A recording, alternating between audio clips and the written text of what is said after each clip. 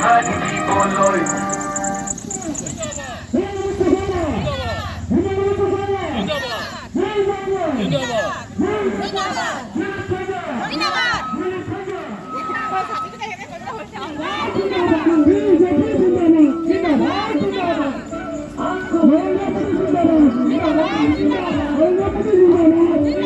নিৰ্বাচনলৈ মাজত মাত্ৰ এটা দিন বাকী আৰু আজি ঠিক বিয়লিৰ লগে লগে পঞ্চায়ত নিৰ্বাচনী যি প্ৰচাৰ অভিযান অন্ত পৰিব আৰু মৰিনীৰ দৃশ্য দেখুৱাই আছোঁ।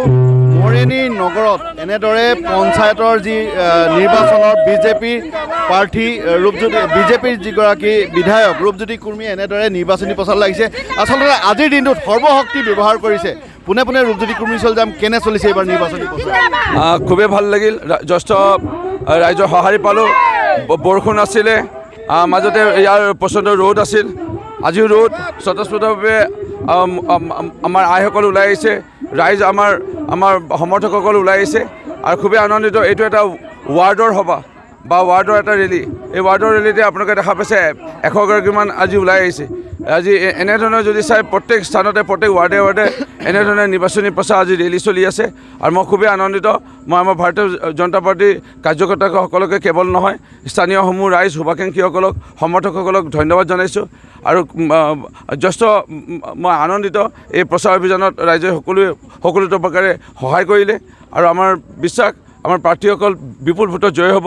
ইতিমধ্যে জয়ৰ ইংগিত আমি দেখা পালোঁ যে আমাৰ এইবাৰ নিৰ্বাচনত আমি এটা পঞ্চায়তত বিনা প্ৰতিদ্বন্দ্বিতাৰে আঞ্চলিক পঞ্চায়তৰ এগৰাকী প্ৰাৰ্থী নকচাই গাঁও পঞ্চায়তৰ মীনাক্ষী পাত্ৰ ডাঙৰীয়ানী বিনা প্ৰতিদ্বন্দ্বিতাৰে নিৰ্বাচিত হ'ল। তাক কোনো ৰাজনৈতিক দলে প্ৰাৰ্থিত্ব দিবলৈ সাহসে নকৰিলে।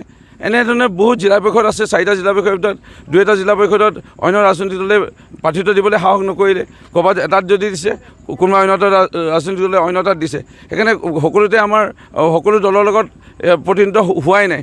এনে এটা পৰিৱেশ যে ক'ৰবাত অন্য ৰাজনৈতিক দলে ভয় খাইছে, তেওঁলোকে তেওঁলোকে নাম লগাবৰ কাৰণে, তেওঁলোকৰ স্থিতি জীয়াই ৰাখিবৰ কাৰণে ক'ৰবাত প্ৰাৰ্থিত্ব দিব লাগে কাৰণে দিছে, তেনে এটা ছবিহে দেখা পালোঁ।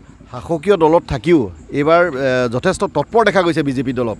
ক'লে ভয় কৰিছে নেকি কাৰোবাক? চাওক, ভয় কৰাৰ কথা নহয়। আমাৰ সকলো কাৰ্যসূচীয়ে আমাক খুব সূক্ষ্মভাৱে আৰু খুব আন্তৰিকতাৰে আমাক ৰূপায়ণ কৰিবলৈ কোৱা হয়, যাৰ কাৰণে আমি সকলোৱে ইতিমধ্যে দেখা পালে যে শেহতীয়াকৈ কেন্দ্ৰত একেৰাহে তৃতীয়বাৰৰ বাবে দেশৰ প্ৰধানমন্ত্ৰী নৰেন্দ্ৰ মোদী ডাঙৰীয়াৰ নেতৃত্বাধীন ভাৰতীয় জনতা পাৰ্টী NDA মিত্ৰজোঁটৰ চৰকাৰ, অসমত কেতিয়াও কংগ্ৰেছী চৰকাৰ একেৰাহে দ্বিতীয়বাৰৰ বাবে হোৱা নাই। দ্বিতীয়বাৰৰ বাবে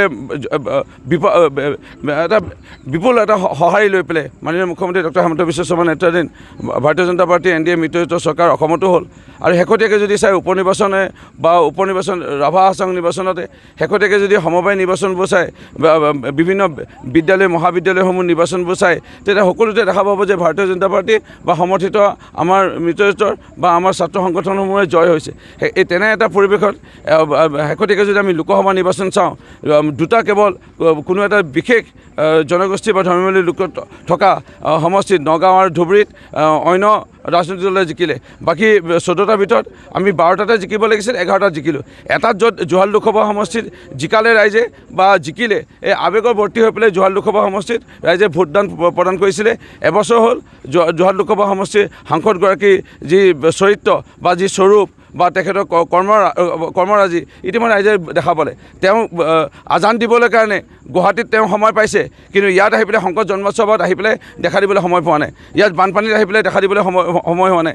ইয়াত আহি পেলাই ভাওনা, ইয়াত আহি পেলাই প্ৰাক্তন ছাত্ৰ ছাত্ৰীৰ সন্মিলনী, ইয়াত যেতিয়া ৰাস পাতে, বিহু পাতে বা বিভিন্ন উৎসৱ পাতে, য'ত জ্যেষ্ঠ নাগৰিকৰ সন্মিলন হয়, তাত আহি পেলাই তেওঁ সময় নাই। সেইকাৰণে এই যিটো পৰিৱেশ, এই পৰিৱেশত এনে এটা হৈছে যে ইয়াত গৌৰৱ গগৈ নামৰ সাংসদজন জিকিছিলে নেকি, বা গৌৰৱ গগৈ সাংসদজন সঁচাকৈ বৰ্তমানে আছেনে নাই, ক'ত আছে তেওঁ লুকাই, এই কথাবোৰ আহি পৰিছে। আৰু শেহতীয়াকৈ যিটো তথ্য ওলাইছে পাকিস্তানলৈ যোৱা বা দেশধৰি এটা মানে দাগ লাগিবলৈ তেওঁৰ ওপৰত গৈ আছে, তেওঁ নিজৰ সহধৰ্মিনীক আজিলৈকে তেওঁ ভাৰতীয় নাগৰিক কৰিব নোৱাৰিলে। বিয়া পতা 13 বছৰ হ'ল, বা 12 বছৰ হ'ল তেওঁৰ নিজৰ সন্তানসকল এতিয়ালৈকে ক'ব পৰা নাই ডাঠি যে ভাৰতীয় নাগৰিক নে মানে ইংলেণ্ডৰ নাগৰিক নে পাকিস্তানৰ নাগৰিক এতিয়াও ক'ব পৰা নাই। তেনে এটা পৰিৱেশত ইয়াত যিগৰাকী সাংসদ গৌৰৱ গগৈ লৈ পেলাই কংগ্ৰেছৰ লোকসকলে তেওঁলোকে দাবী কৰি আছিলে তেওঁলোকে সবল স্থিতি, তেওঁলোকে এতিয়া লুকাব লগা এটা পৰিৱেশ হৈছে। তেওঁলোকে এতিয়া প্ৰচাৰ কৰিবলৈ গাঁৱত আহিলে ক'ৰবাত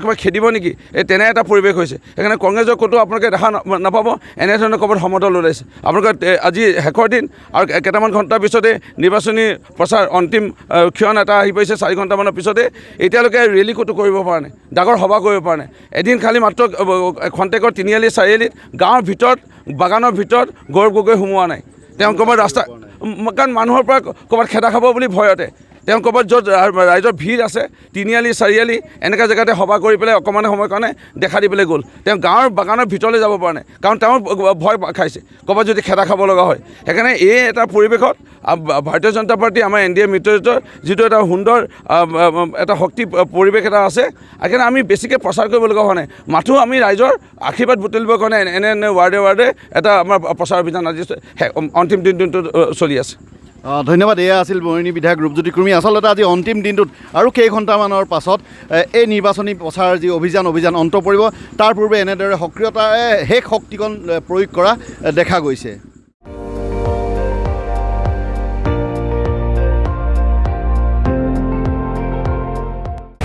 আপুনি চাই আছে ND24, সৰ্বশ্ৰেষ্ঠ নহয় সৰ্বোত্তমৰ দৌৰ।